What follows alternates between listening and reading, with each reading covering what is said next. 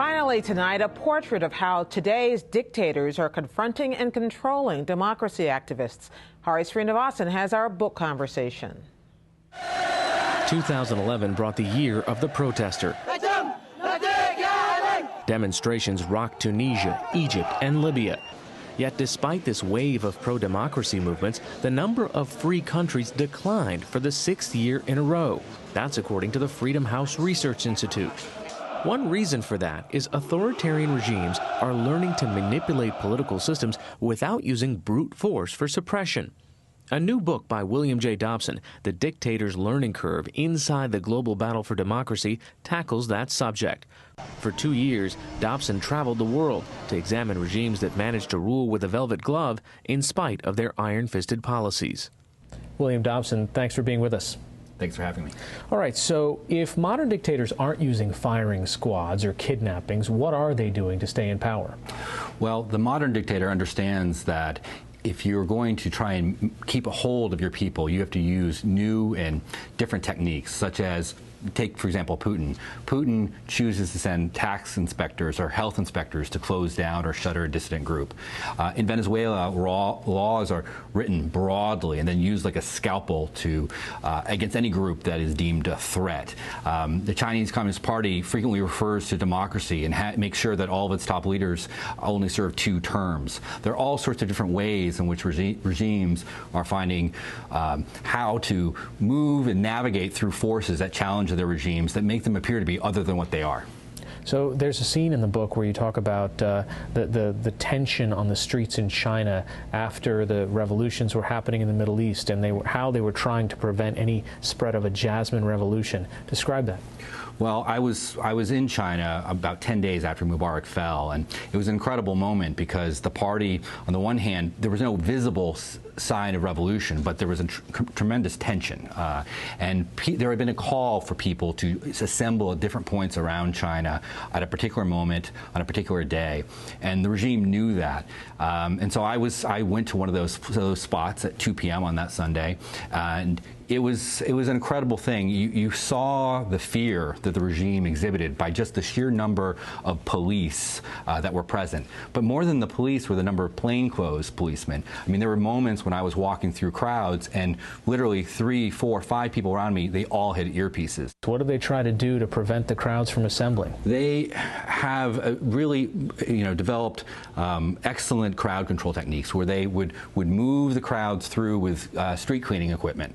And they would push people through with lots of water, cleaning the same street corner again and again and again. Mind you, no one's actually coming out to protest. No one's actually declaring down with the Chinese Communist Party. If you were to do that, then you would be rushed away in no time by security. But rather, the call had been for people to just come out for a stroll, and that was sort of a very clever way of going about it, because you can't really arrest someone for just walking down the street. So there seems to be almost a cat and mouse game on what I would call the technologies of expression. Help folks understand that. One of my favorite examples is actually from Egypt before the revolution, where you had members of the April 6th movement who they put out a call on Facebook for people to rally around a strike that was going to happen in another part of the country. And they said to people, on that day, just don't go to work. Another easy way to sort of show your protest without actually taking enormous risk. Just stay within your home on that given day. And the support for this was enormous on Facebook. And so the regime's initial response was to start putting out a ticker on all television broadcasts saying, on April 6th, everyone must go to work. They inadvertently broadcast this message in a way that the members of April 6th never could have imagined.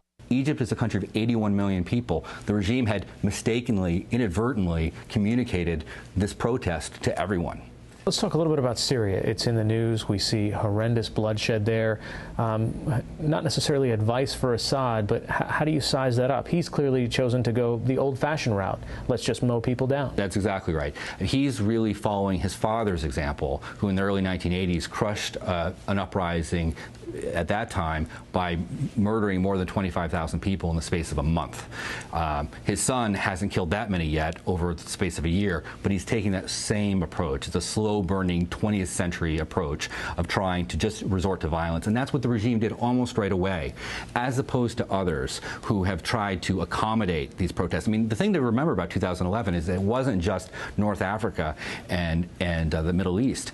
We saw protests spreading across the world, and we see how people reacted in many different ways. In the case of Malaysia, there was a very sophisticated approach where they essentially ultimately welcomed some of the protests as signs of a mature democracy. In Russia, much the same. Putin has complimented the protesters while using laws to squelch it.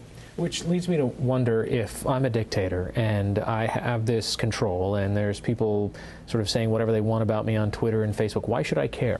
A certain amount of actual dissent, open dissent, isn't necessarily a bad thing. It's like a safety valve that lets some of the pressure out of the system. It lets people feel a certain amount of freedom without actually having the means of acting. So you talk a lot in the book about almost a burgeoning cottage industry between pro-democracy movements and how much the U.S. government as well as others are trying to foment change in different ways.